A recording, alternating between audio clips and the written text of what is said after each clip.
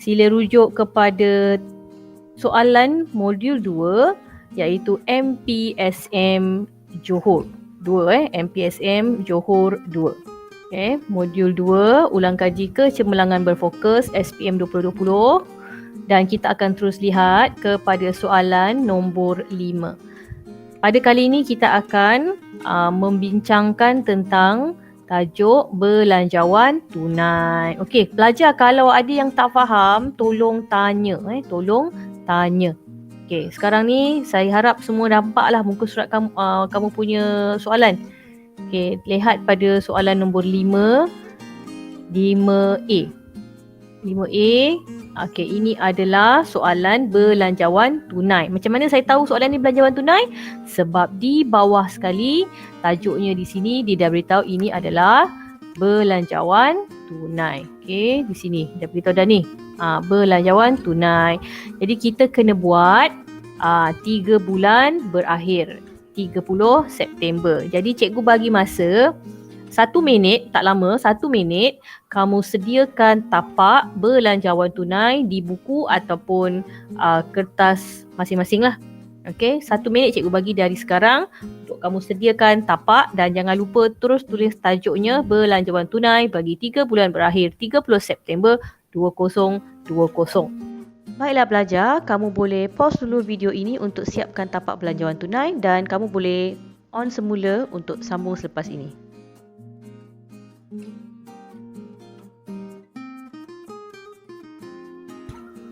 Bila kamu buat garisan tu, macam ni lah jadinya. Okay.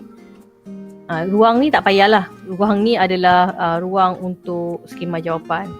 So ruang ni tak payahlah. Okay, ruang ni tak perlu. Ruang ni tak perlu. Ini adalah ruang pemakahan.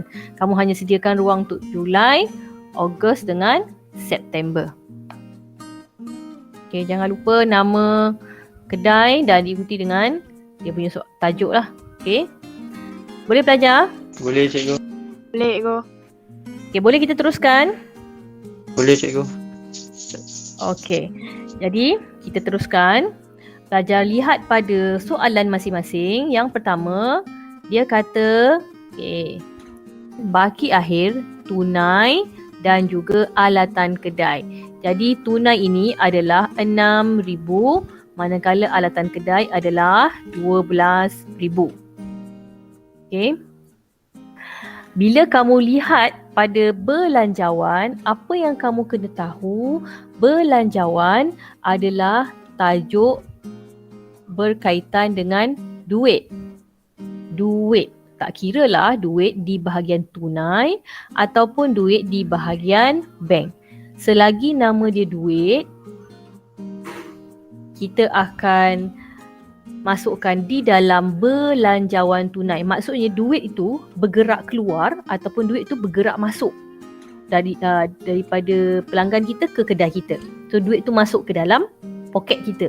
Selagi awak nampak duit itu bergerak keluar ataupun masuk ke kedai kita, itu adalah benda yang kita perlu masukkan ke dalam belanjawan. Okey. Kat sini diberitahulah tentang baki akhir. Tetapi yang kita nak lihat adalah tunai sahaja. Alatan kedai ni barang, bukan duit. Jadi, kita akan masukkan tunai ke dalam kita punya baki akhir 30 Jun. Maknanya kita buat untuk Julai kan. Soalan kita kena buat untuk Julai. Okay, kita buat untuk Julai, Julai, Ogos, September. Jadi baki pada 30 Jun akhir. Jadi dia akan jadi 1 Julai baki awal. Dan kita akan terus masukkan seperti ini.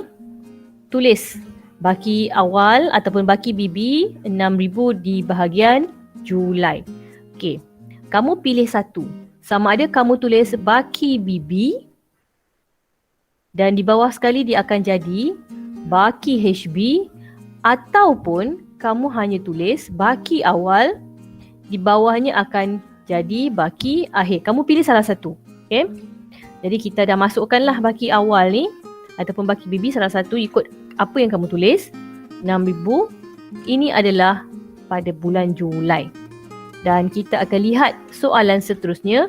Kita akan susun yang mana duit masuk. Duit masuk kita akan tulis sebagai terima ataupun penerimaan.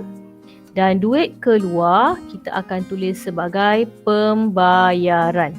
Okey, yang pertama, pemilik membawa masuk tunai.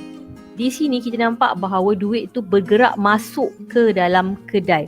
Jadi bila pemilik membawa masuk tunai 5,000 pada bulan Julai. Jadi tunai yang dibawa masuk ini adalah modal.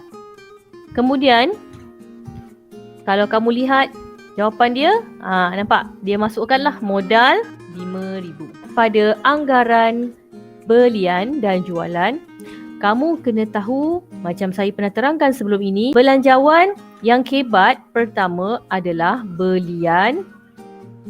Yang kedua adalah bahagian jualan. Yang ketiga, pinjaman. Pinjaman ni dia kebat sebab dia ada pecah 3. Terima duit, iaitu duit masuk lah. Duit masuk sebab kita pinjam. Yang kedua adalah bayar, iaitu sama ada kita bayar balik pinjaman. Yang ketiga iaitu bayar faedah. Soalan kita adalah berkaitan dengan belian dan jualan. Jadi kita akan uruskan dulu dua ni. Belian dan jualan. Berkaitan dengan jualan, katanya pada bulan Jun, jualan adalah RM8,000. Bila nak jawab soalan berkaitan dengan jualan, dengan belian, kita akan pecah kepada 3 bahagian. Iaitu yang pertama, jumlah jualan sebenar. Jumlah jualan. Yang kedua, kita akan kaitkan dengan jualan tunai. Adalah jualan kredit. Akaun belum terima sebab dia hutang. Biasanya hutang ni, duit ni tak dapat sekarang. Bulan depan baru dapat duit yang ni. Iaitu Julai, Ogos dan September lah. Kamu lihat, dia kata bulan Jun 8,000. Jualan bagi bulan Julai dan Ogos 10,000. Tetapi pada bulan September akan meningkat 5%. Jadi kita akan ambil 10,000 darab 5% dan kita akan tambah semula 10,000. Sebab apa? Dia meningkat 5% daripada 10,000. Yang ini kamu akan kira. Okey, berapa kamu dapat? 1,500. 1,500 yang meningkat. Okey. 1,500 yang meningkat. Jadi jumlah keseluruhan ni berapa? Jualan. Yang jumlah dia yang 1,500. Yang meningkat 500. Oh, 1,000? Kenapa 1,000 sikitnya? Soalan ni 10,000. 10,000. Okey. 10,500. Maknanya 10,500. Macam ni kan? Okey, so 10,500 ni adalah peningkatan. Kita akan tulislah dekat dalam ni 10,500. Tetapi daripada angka jualan total ni, bukan semua duit ni kita dapat. Okey, bukan semua duit yang kita dapat. Soalan kata 60% adalah secara tunai. Maksudnya bulan 7 tu kita jual 10,000. Tetapi duit yang kita dapat ni 60% je. Jadi bila kita nak masukkan dalam belanjawan tunai, kita hanya nampak duit.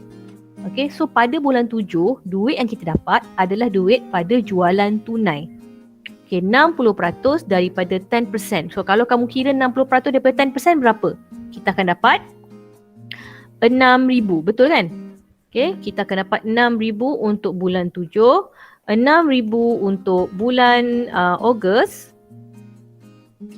Dan kalau kita darab 10,500 kepada 60% tu, kita akan dapat 6,300. Okey. So ini jualan tunai adalah nilai yang kamu akan masukkan ke dalam belanjawan tunai. Kenapa nilai ini saja kita ambil? Sebab inilah duit yang kita nampak, duit yang kita akan dapat. Okay, belanjawan tunai ni kira macam mata duitan lah, kita nampak duit. Okay, so soalan tanya berapa jualan? Oh, jualan banyak ni. Tapi berapa duit yang kamu dapat? duit yang kamu dapat, itu yang kamu masukkan dalam belanjawan tunai. Sebab itulah kita bila lihat pada skema jawapan, dia hanya masukkan jualan tunai, okay, 6,000, 6,000, 6,300. Dia hanya masukkan angka ni saja. Okay, saya harap kamu boleh terus jawab bersama-sama lah dengan saya. Okay.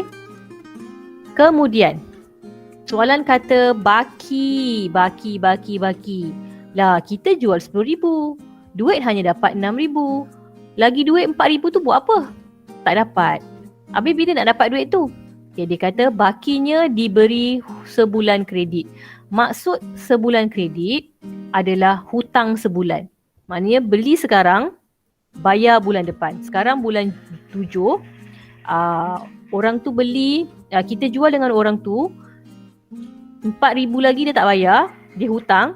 Maksudnya hutang 4,000 ni akan dapat pada bulan 8 nanti. Jadi kita akan tulislah baki dia 4,000 dekat ABT. Okay, 4,000 dekat ABT, 4,000 dekat ABT, dan kita akan tulis nilai berapa ni kamu tolakkan. Kita akan dapat 4,200 dekat ABT. Tetapi bila kita masukkan ke dalam belanjawan tunai, yang 4,000 ni akan dapat pada bulan 8. Yang 4,000 ni akan dapat pada bulan 9. Yang 4,200 ni akan dapat pada bulan 10. Sebab apa? Sebab dia kata sebulan hutang. Duit tu kita akan dapat bulan depan. Jadi, bila kamu lihat angka dia masukkan 4,000, akaun belum terima daripada bulan 7 punya ni, daripada bulan Julai. Yang ni daripada bulan Ogos. Yang daripada bulan September, dia akan pergi bulan 10. Tapi tak nampak sebab kita tak kena buat Oktober dekat sini. Okay. Tetapi mana saya dapat angka ni? Mana saya dapat angka 3,200 ni? 8,000. 8,000 kalau 60% berapa? 4,800. Ya. Okey, maksudnya jualan tunai ini 8,000 adalah jualan keseluruhan. Okey, 8,000 adalah jualan keseluruhan. Jadi jualan tunai saja 60%. Jualan tunai adalah sama dengan 4,800. Jualan tunai ni dah settle pada bulan Jun. Okey, sebab dia terus beli masa tu, dia dapat masa tu. Jadi hutang yang pada bulan Jun akan dibayar pada bulan 7. Jadi kita ambil kalkulator 8,000 tolak 4,800. Kita akan dapat 3,200. So 3,200 adalah hutang pada bulan Jun yang akan dibayar pada bulan Julai. Jadi hutang bulan Jun ada 3,200, kita akan terima pada bulan 7, bulan Julai. Sebab itulah bila soalan tanya berapa dapat duit bulan 7? Duit bulan 7 dapat daripada jualan tunai kita dapat 6,000, 4,000 kita dapat. Tapi bulan lepas punya bulan Jun ada 3,200 yang kita akan terima. Maknanya ini daripada bulan Jun punya duit. Hutang yang belum kita dapat. Dan kita tak akan tulis jualan kredit. Okay, kita jangan tulis jualan kredit. Kita tulis nama dia sebagai akaun belum terima. Sebab orang ni yang akan bayar kita duit tersebut. Dan kita akan tuliskan nama dia sebagai akaun belum terima. Sebab itu saya kata jualan kebat. Okay, sebab banyak pengiraan nak kena buat. Selesai untuk jualan. Okay, kita akan teruskan. Kita lihat pula soalan dia cakap tentang belian. Okay, sama isunya belian dengan jualan, kita kena buat kotak. Okay, saya buat kotak dulu. Kalau kamu tengok depan ni, saya buat kotak. Jadi kamu pun buat kotak lah. Kita sama-sama kira. So, belian keseluruhan. Okay, jumlah belian diikuti dengan belian tunai, diikuti dengan belian kredit. Kita ada bulan 7, kita ada bulan 8, kita ada bulan 9. Okey, so kita lihat. Dia kata belian pada bulan Jun 5,000. Maknanya bulan Jun kita ada 5,000. Kemudian pada bulan Julai 6,500. So kita tulislah bulan Julai 6,500. Kemudian dia jangka meningkat 10% setiap bulan. Jadi bulan 8, 6500 akan bertambah 10%. So kamu akan kira 6500 darab 10% dan kamu akan tambah semula 6500. Berapa kamu dapat untuk bulan 8? 7150. 7150. Dan kamu tambah lagi untuk bulan 9. Okey. 7150 tambah 10% lah. Okey. Dia kata meningkat 10% setiap bulan. Okey. So kita terus gerakkan dia. Okey. Bila kamu kira, kita akan dapat berapa? So dia kira 7865. Okey, terima kasih. Okey, so sekarang ni bila kamu lihat kita dah kiralah jumlah belian. Tapi soalan kata belian adalah secara kredit. Dia tak ada sebut secara tunai. Maknanya duit langsung tak terima. Tiada langsung pada bahagian tunai. Belian tunai langsung tak ada. Maknanya semua yang dia beli itu semua adalah hutang. Bulan depan baru bayar. Okay, jadi semuanya adalah belian kredit ataupun kita sebut sebagai akaun belum bayar. Jadi 6,500 adalah terus hutang. 7150 adalah hutang, 7865 adalah hutang. Bagi bulan 7, hutangnya akan dibayar pada bulan 8. Bagi bulan 8, hutangnya akan dibayar pada bulan 9. Bagi bulan 9, dia akan bayar pada bulan 10. Dan hutang pada bulan Jun, dia akan bayar pada bulan 7. Dia akan postpone. Dia akan hantar ke belakang lah, hantar ke bulan berikutnya. Sebab itulah di dalam jawapan, untuk akaun belum bayar, dia akan masukkan yang bulan Jun punya, dia akan masukkan bulan Julai punya pada bulan Ogos, dan dia akan masukkan bulan Ogos punya pada bulan September. Dan bulan September punya akan dibayar pada bulan Oktober. Tapi sebab ruang ni memang tak suruh buat Oktober, maka kita tak payah masukkan yang Oktober. Okay, setakat ni faham? Jadi kita ada kebat 2 di sini. Belian 1, jualan 1. Boleh cikgu. Baiklah. Next. Okay. Next, pelajar lihat pada soalan seterusnya. Dia sebut tentang mesin pengisar. Mesin pengisar. Okay. Blender. Mesin itu bernilai 1,500. Dia akan beli pada bulan Julai. Tetapi berapa yang dia akan bayar? Dia kata hanya akan bayar deposit 300 pada bulan Julai. Memang barang dia harga 1,500, tapi 300 saja duit akan dibayar pada bulan Julai. So sini bahagian bayar lah. Okay. Dan kamu akan letakkan jawapan dia sebagai mesin pengisar hanya 300 saja dekat bulan Julai. Sebab bulan Julai tu dia bayar 300. Duit tu keluar 300 je pada bulan Julai. Next. Dia kata baki akan dibayar secara ansuran. Ansuran ni maksudnya sikit-sikit. Okay, akan dibayar sikit-sikit. Sikit-sikit banyak mana? Selama 6 bulan mulai Ogos. Jadi kita ada duit 1,500 tolak 300. Maknanya ada baki lagi 1,200 yang perlu dibayar untuk 6 bulan. Jadi 1,200 ni akan bahagi 6. Bila kamu bahagi 6, kamu akan dapat 200 setiap bulan. Jadi bulan Ogos akan jadi 200, bulan September akan jadi 200, Oktober akan jadi 200 sampailah habis 6 bulan. Okay, jadi jawapannya 300, 200, 200. Seperti ini. 300, 200 dan 200. Okay, simple je soalan ni, simple je, mudah. Okay. Next. Kita ada kadar bayaran. Bila disebut kadar bayaran, maksudnya pembayaran.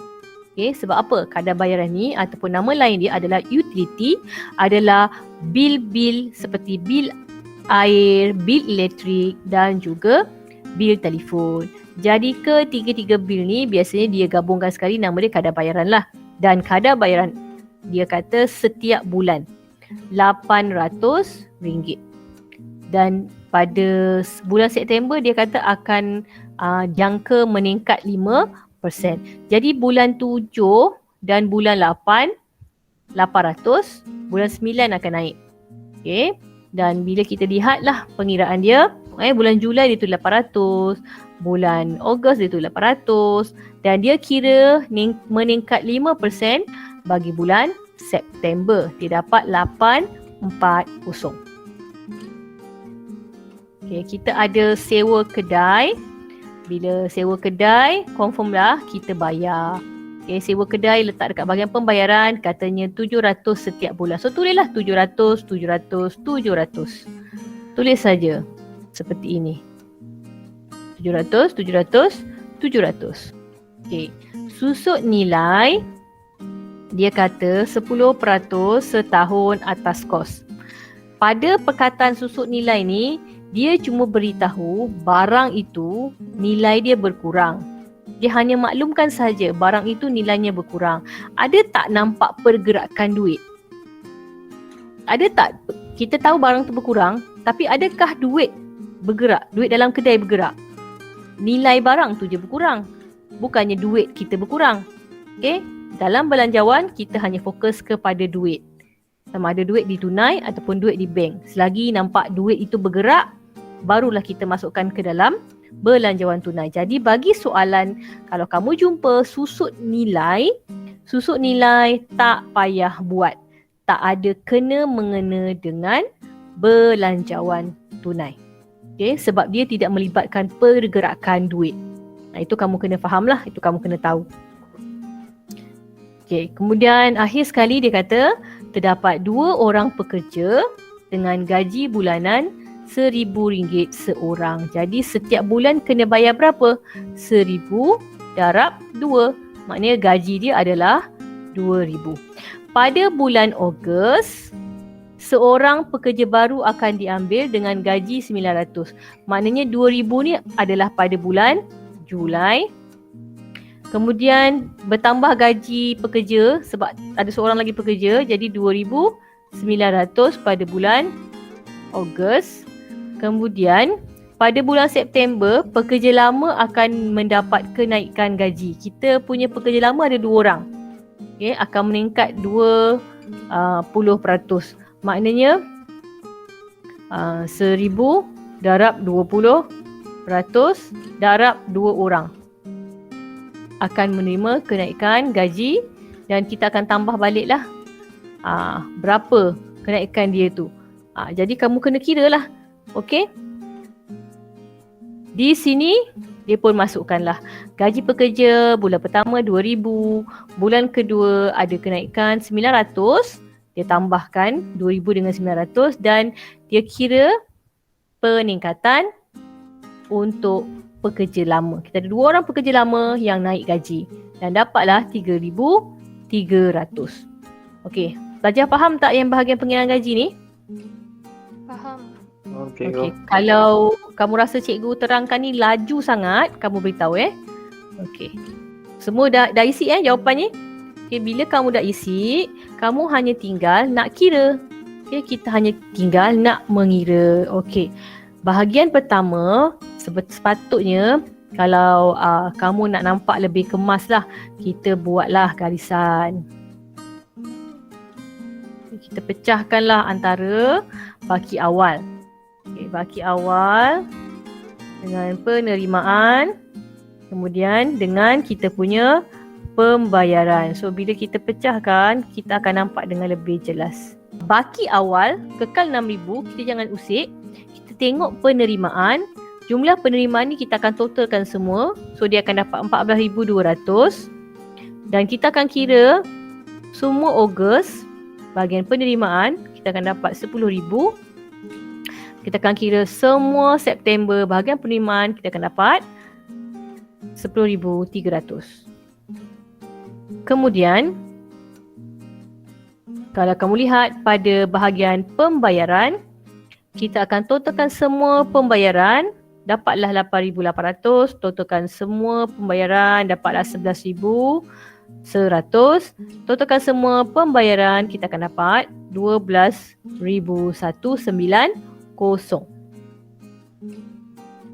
Dan bila kamu dah kira penerimaan, kamu dah kira pembayaran, kita akan buat bahagian lebihan kurangan. So untuk lebihan kurangan ni kita hanya ambil nilai ini. Penerimaan tolak pembayaran, duit yang kita terima tolak duit yang kita bayar. Jadi kita akan ambil terus 14,200 tolak 8,800, kita akan dapat 5,400. Kemudian ambil 10,000 bahagian ini, kita akan tolak 11,100, kita akan dapat negatif. Bila negatif, kita akan tulis dalam kurungan lah, menunjukkan dia adalah negatif. So negatif 1100. Kemudian kita ambil 10,300, kita tolak 12,190, kita dapat negatif lagi sekali, buat kurungan 1890 kurungan. Okay, kita dah siap dah bahagian tengah ni. Okay, penerimaan dengan pembayaran ni tengah-tengah ni kita dah lengkapkan, dan sekarang ni kita akan tambah semula apakah angka-angka yang ada di dalam baki. So kalau kamu lihat tadi baki ada 6,000, so kita ambil lah nilai baki 6,000 ni. Kita ambil nilai baki 6,000 ni, kita akan tambah lebihan kita. So 6,000 tambah 5,400, kita akan dapat 11,400. Kemudian nilai 11,400 ni akan letak ke atas. Kita akan pindahkan daripada bawah baki akhir, kita terus naik ke atas sebagai baki awal lah. Okay, pastikan konsisten kamu punya baki tu, jangan tukar-tukar nama. Kemudian kita ambil semula baki awal ni, kita akan tambahkan dengan kurangan, nilainya dalam bentuk kurungan. Maknanya kita akan terus tolak 11,400, kita akan tolak 1100 dan akan dapat 10,300. Bagi soalan pada bahagian September, kita akan pindahkan dia punya baki naik ke atas sebagai baki HP atau baki akhir kepada baki BB ataupun baki awal, dan kita akan tolak semula sebab ini adalah bentuk kurungan. So, bila kamu tolak, kamu akan dapat 8410. Okey pelajar, kalau kamu lihat pada soalan ini, hebat dia hanya ada dua, iaitu belian dengan jualan. Soalan ini tiada soalan tentang pinjaman. Okey, jadi sebenarnya soalan ini lebih mudah. Okey, bila tak sebut tentang pinjaman, maka soalan ini mudah. Dengan harapan kamu boleh buatlah. Okey. Skema jawapan ada dibekalkan kat belakang, kamu boleh rujuk kembali. Okey, setakat ni ada sebarang pertanyaan? Tak ada cikgu. Okey, alhamdulillah. Kalau tak ada,